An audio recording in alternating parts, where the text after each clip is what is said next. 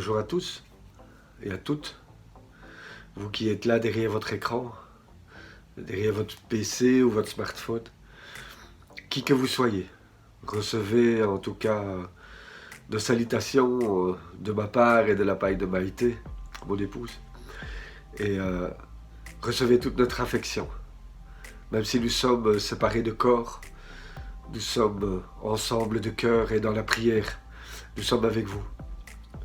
Ce matin, j'aimerais vous exhorter, vous apporter une parole d'encouragement, une parole qui, j'espère, va vous faire du bien. J'aimerais vous rappeler simplement une petite histoire.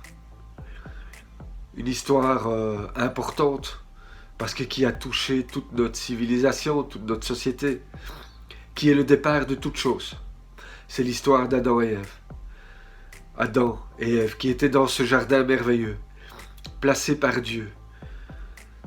Ils pouvaient aller, venir, manger, faire, dominer sur la terre. C'était l'ordre, le commandement de Dieu. C'était prenez domination sur tout. Ils étaient là, dans la liberté, dans une liberté totale.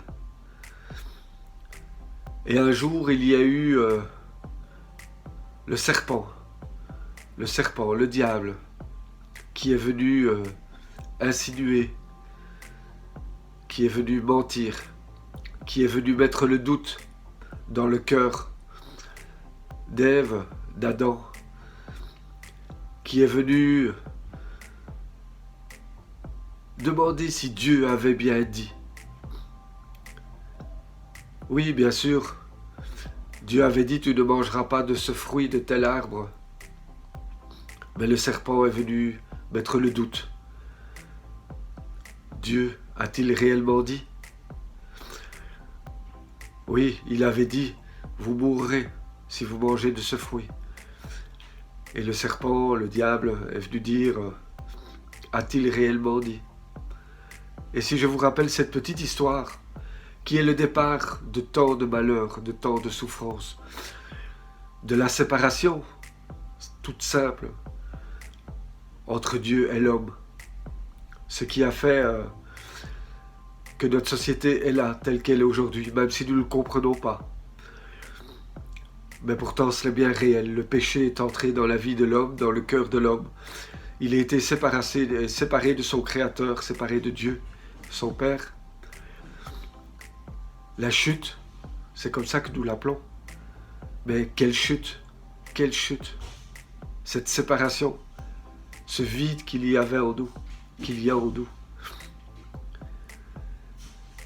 Je vous rappelle cette histoire parce qu'aujourd'hui nous vivons une situation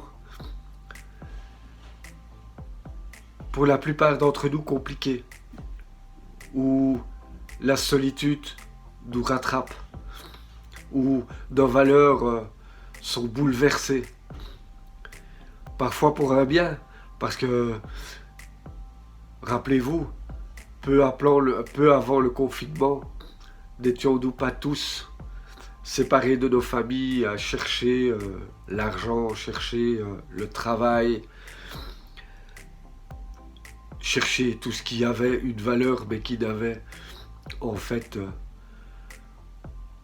aucune vraie valeur. C'était une valeur que nous lui donnions. Aujourd'hui, nous sommes confrontés à la solitude. Nous sommes confrontés à la peur, à l'angoisse. Que va-t-il arriver demain? Comment allons-nous vivre? Et voyez-vous, Dieu dans sa parole nous donne une promesse. Au travers de Jésus-Christ quand il est venu nous annoncer une bonne nouvelle. Cette bonne nouvelle, c'était la réconciliation. La réconciliation de Dieu vers l'homme. Pas de l'homme vers Dieu. Parce que là, on rentrerait dans une religion. Non, de Dieu vers l'homme. Dieu vient rencontrer l'homme tout à nouveau pour le réconcilier avec lui-même. Rappelez-vous que dans tout l'Ancien Testament, tout le monde appelait, donnait un nom à Dieu, que ce soit Elohim, El Shaddai. Jéhovah, Dieu puissant, Dieu qui guérit, Dieu saint, etc. Mais quand Jésus est venu, il nous a apporté un autre nom. Il nous a dit quand vous priez, priez notre Père. Et je crois que c'est important de se rappeler que Jésus nous a donné une prière simple, mais qui nous a apporté un nouveau caractère de Dieu. Priez-le comme votre Père. Croyez-vous vraiment que si Dieu se propose comme notre Père, c'est pour nous faire du mal ou pour nous lâcher, nous laisser orphelins? Jésus lui-même qui est venu sur la croix, mourir sur la croix, donner sa vie, cette vie qui avait une valeur, et mettons une échelle à cette valeur, une échelle sur 10. Quand Dieu dit, quand Jésus arrive dans le Jourdain pour se faire baptiser par Jean-Baptiste, la voix se fit entendre, la colombe descend sur Jésus, et la voix se fit entendre et disait « Voici mon fils bien-aimé en qui j'ai mis toute mon affection ». Toute l'affection de Dieu était en Jésus. Donc si nous devrions mettre une valeur, une échelle de valeur sur Jésus, on dirait 10, 10 sur 10. Et nous, quelle est notre valeur à nos yeux, ou aux yeux de ce que nous croyons que Dieu a vis-à-vis de nous? On mettrait, allez, on va essayer d'être 5, peut-être, si on n'est pas trop mauvais dans nos valeurs, dans nos échelles, 4, 6. Eh bien, pour Dieu, c'est pas vrai. Pour Dieu, vous avez le prix, et ce prix de cette valeur, c'est Jésus. Mais si Jésus était 10, et qu'il vient nous donner, il vient mourir pour nous, c'est que notre valeur aux yeux de Dieu, c'est 10 aussi. Donc, si je comprends bien, Dieu notre Père, comme Jésus le dit, notre Père, votre Père, pourrait aussi nous dire, voici mon fils, ma fille bien-aimée, en qui je voudrais mettre toute mon affection. Oui, oui. J'aimerais vous rappeler que vous êtes important, que vous avez une valeur tellement importante aux yeux de Dieu, notre Père. C'est que Jésus est venu, j'aimerais vous rappeler cela. Jésus est mort pour vous. Et sa valeur aux yeux de Dieu était immense. Mais s'il a donné Jésus pour vous, j'aimerais vous rappeler que votre valeur est la même que celle de Jésus. Vous avez la même valeur aux yeux de Dieu. Il est devenu notre frère. À tous ceux qui ont cru en lui, il leur a donné de devenir enfants de Dieu, pas orphelins, enfants de Dieu. Il est notre Père. Jésus aime à nous rappeler. N'est-ce pas là la bonne nouvelle? Oui, j'aimerais vous rappeler ces promesses de Dieu. J'aimerais vous rappeler combien vous êtes important.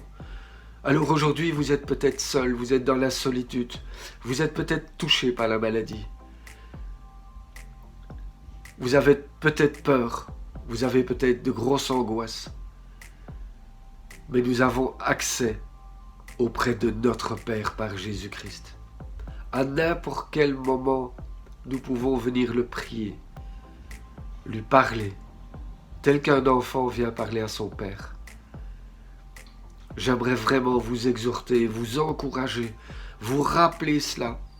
Ne laissez pas le diable, le serpent, vous dire comme au jardin, Dieu a-t-il réellement dit? Non. Ne vous laissez pas avoir encore une fois. Non, non. Prenez les promesses de la parole de Dieu, de la Bible. Jésus est la parole de Dieu faite chair. Il est venu, il a marché. Et chaque fois qu'il a pardonné à quelqu'un, qui vous pardonnait, c'était aussi sa croix qu'il prévoyait. Il savait où il allait. Hein. C'est pas quelque chose qui est arrivé après, dont la croix. Il est venu pour ça. Il est venu pour mourir pour vous. Il est venu pour donner sa vie. J'aimerais vous rappeler ça et vous exhorter, vous encourager à marcher, à ne pas lâcher prise, ne pas laisser le diable, ne pas laisser le serpent vous mentir. Parce que lui, il vient pour détruire et dérober. Alors aujourd'hui, c'est vrai, Nous sommes en confinement, un peu en déconfinement, mais de toute façon, tout le monde est encore dans la crainte, dans l'angoisse. J'aimerais vous encourager. Vous n'êtes pas seul. Vous n'êtes pas seul. Jeudi, c'est l'ascension. C'est la montée de Jésus. Et bientôt, nous arrivons à la Pentecôte. La Pentecôte qui nous rappelle la descente du Saint-Esprit. Jésus nous a promis, je ne vais pas vous laisser orphelins.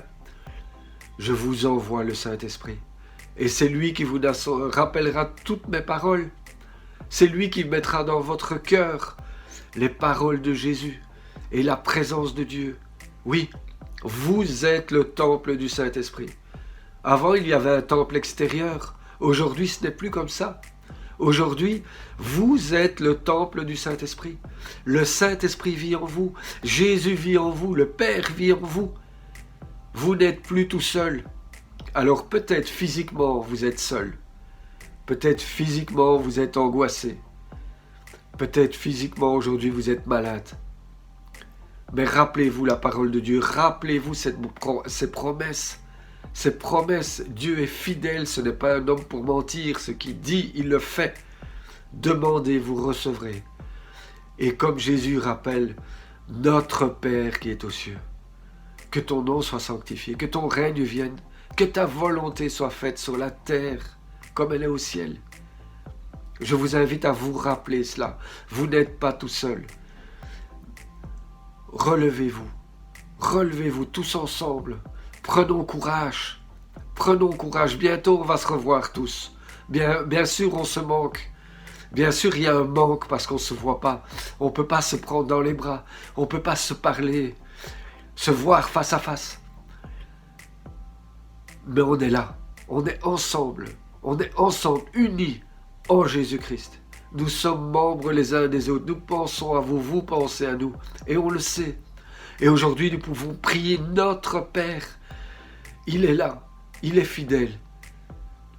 Et tout ce qu'il a annoncé dans sa parole, il va le faire. Si vous demandez quoi que ce soit, il peut vous donner la paix. Il peut vous donner la paix dans l'angoisse, dans le stress.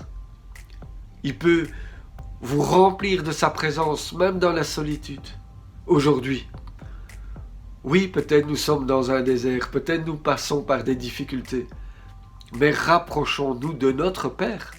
Rapprochons-nous de notre Père qui est fidèle, qui va nous entourer de ses bras. Prenez courage, prenez courage, prenez courage. Et Jésus l'annoncera lui-même dans l'évangile de Jean. Restez dans mon amour, demeurez dans mon amour. Il veut que vous sachiez qu'il est là. Il veut que vous sachiez qu'il vous aime. Demeurez dans mon amour, restez dans mes bras, restez dans ma présence. Prenez du temps avec lui. Prenez du temps à le prier. Restez en vous-même. Et priez le Notre Père qui veut répondre à vos besoins. Je vous encourage à vraiment élever son étendard, élever son nom. Maintenant, chez vous, maintenant, louez-le, bénissez-le, glorifiez-le. Dites-lui merci, merci pour sa parole. Merci, prenez courage. Il est là, il est avec vous, il est votre Père. Et ne laissez pas le diable ni le serpent vous tourmenter et vous dire que c'est pas vrai. Il est le Père du mensonge. Dieu dit la vérité. Jésus est la vérité. Jésus a dit, je suis le chemin, la vérité et la vie. Si vous prenez ce chemin qu'est Jésus, il vous amène dans la vérité. Et cette vérité vous apporte la vie. Cette vie abondante comme il a annoncé dans l'évangile de Jean. Alors, je vous encourage vraiment à venir auprès de notre Père. Ensemble, même si nous sommes éloignés, louons-le. Louons-le de tout notre cœur, de toute notre force. Bénissons-le, rendons-lui gloire. Vous n'êtes pas seul. Vous ne serez jamais seul avec Jésus. Que Dieu vous bénisse, vous encourage et vous garde. À bientôt. Merci.